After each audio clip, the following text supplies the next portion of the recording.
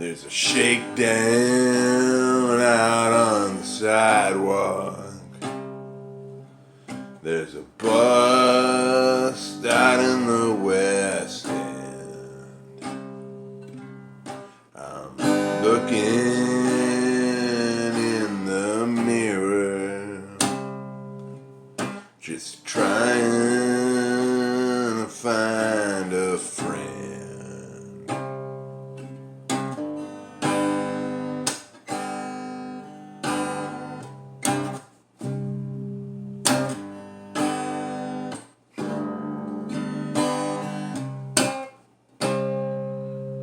In the hours of the early morning, with the clouds hanging way up high, the shadow of my building remains forever dry.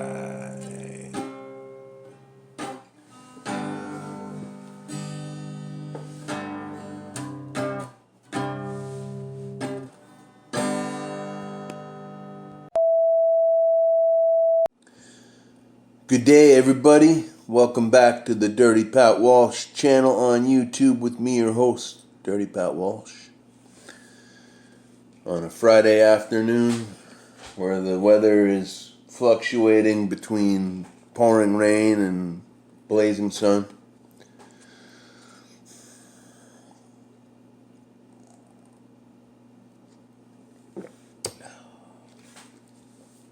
Yeah, but it's pretty hot and humid. But anyhow, I promised Mr. Spooky Holler I'd tell him a story of, hold on. Cheers, everybody.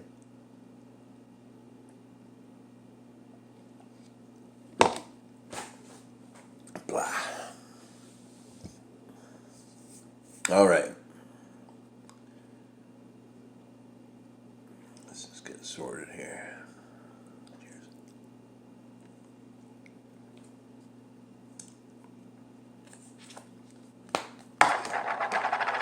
All right.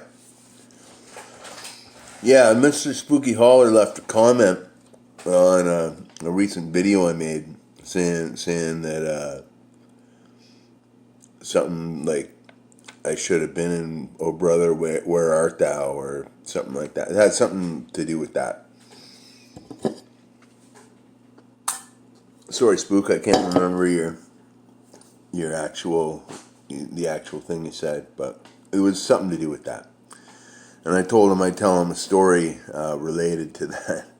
And y'all remember that movie, "Oh Brother, Where Art Thou"? The kind of old-timey version of Ulysses, I guess it was, put in like a, I don't know, it was like a Robert Johnson type themed kind of thing. There's a lot of old time music kind of redone and revamped, and like "Man of Constant Sorrow," "Oh Death." "Oh Death" is actually a song we do with "I Am Made of Fire." It's one of my favorite songs we do. But anyhow, when I played in the Silver Hearts, started around that time, like around the time when that movie came out. And that movie was all the rage around here in Peterborough anyway. I don't know about anywhere else, but I'm sure it was elsewhere too. Anyway, we used to get, like, the Silver Hearts were kind of like an old-timey band, like we had some old-timey instruments, and we did do a few old, like, blues kind of standards, and, but 90% of our material was original, and when you really looked at our instrumentation, it really wasn't as old-timey as you might think, we kind of fell somewhere in between, like like a jug band and a space rock band. Kind of like if Pink Floyd made a record of old time music. That's kind of where we sonically lay. But we toured cross country, and everywhere we went, people would always yell, "Play the Soggy Bottom Boys!" That was the band they had in the fucking movie, right? Play, I'm a man of constant sorrow. And we didn't know any of that shit. We didn't know how to play. We weren't interested in learning the soundtrack to "Oh Brother, Where Art Thou?"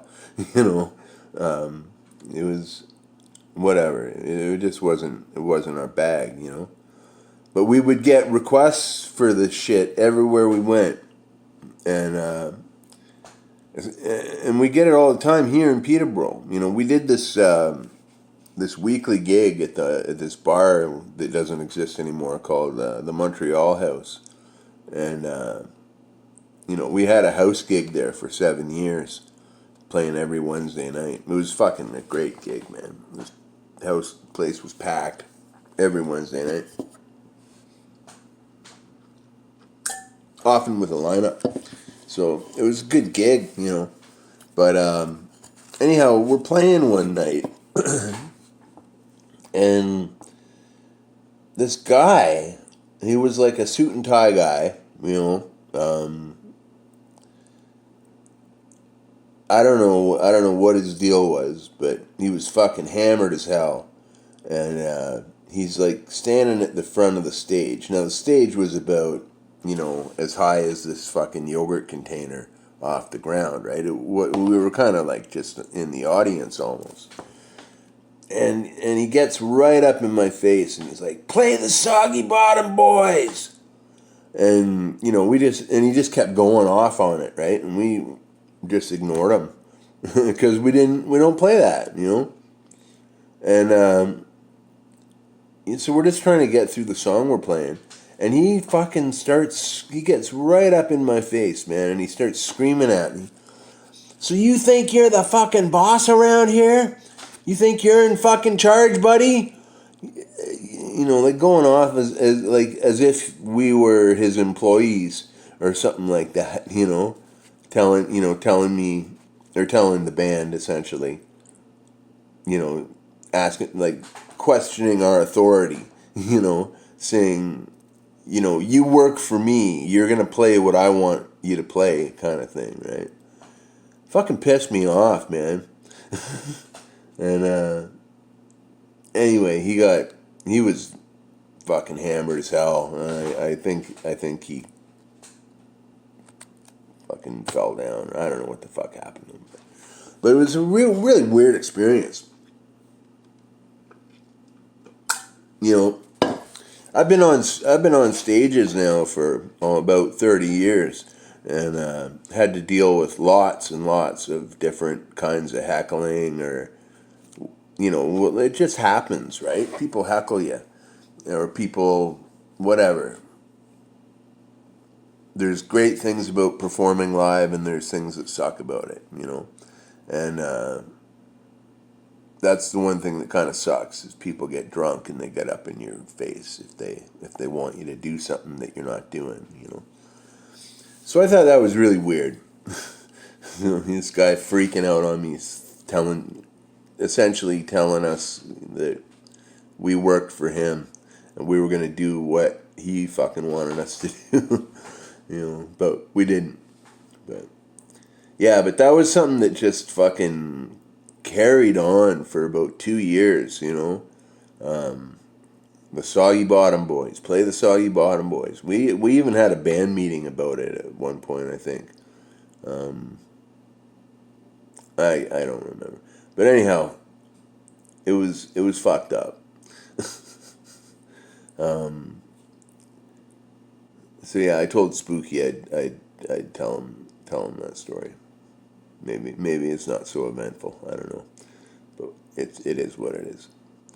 But yeah, that was playing the Montreal House was a fucking great experience.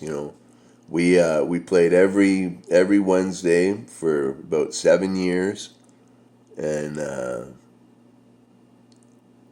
it was just great, packed house every time, and everyone was getting hammered and having a good time. We all, when we were done playing, we all used to pump the jukebox full of Bob Seger and Van Halen and shit like that. It was cool. But anyhow, that's my non-eventful story about the Silver Hearts not playing "Oh Brother, Where Art Thou" soundtrack music. Last night, I didn't get out to go to it because I just wasn't physically able to do it. But my band, I Am Made of Fire, two of the members, Glenn and Tyler, are half of another band in town called Death by Art School. And they're kind of like,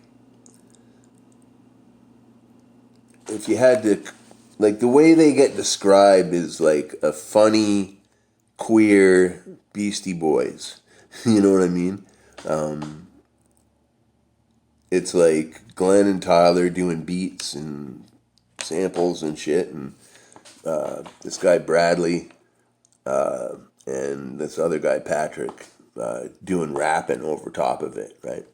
And they're just crazy, and Bradley is very openly gay, and I think Patrick, I don't think he's gay. I'm not sure, but he puts on kind of, he plays it up with Bradley, right? So yeah, it's cool. But anyhow, yeah, they played a gig last night, and I guess it was packed out at the Garnet, and fuck, they were doing stuff like, Bradley was dancing on the bar, and Patrick, I think he fucking smashed a cherry pie into some girl's boobs, something like that. I don't know. Glenn was telling me about it today, and it sounded pretty fun. So I wish I could have gone, but life is what it is. Can't always do what you want to do. So. But anyhow, yeah, that's really all I have to say today. I hope you're all doing really good. I hope you all got good weekend plans. I have, like, I'm doing music for a dance piece in a week, and we haven't even had, other than to get together with the choreographer Wes, we haven't had a single rehearsal yet, or even Glenn and I haven't even really talked much about the music other than what instruments we're going to use. So that's going to be exciting. I'm going to have a pretty fucking jam-packed week of rehearsals, that's for sure. But it's going to be a cool piece. I'm really, one of my favorite aspects of my musical career has been doing music for theatrical dance. It's a very unlikely thing that I got wrapped up in it, but it's one of those things. Once you do it once, people think, oh, there's a musician who can score theater or dance music or whatever. And you just kind of end up doing a whole pile of shit. So over the last 20 years, I think I've put music to about a dozen theatrical dance pieces at least, and it's really fun. It's really cool. It's very different than playing like a rock gig or just a solo blues gig. It's it's very good exercise for being a musician. So yeah, anyhow, that's my big whoop for today. And as I said, I hope you're all doing well, doing good. I got some really nice comments on my shout out video yesterday, so thank you all for that.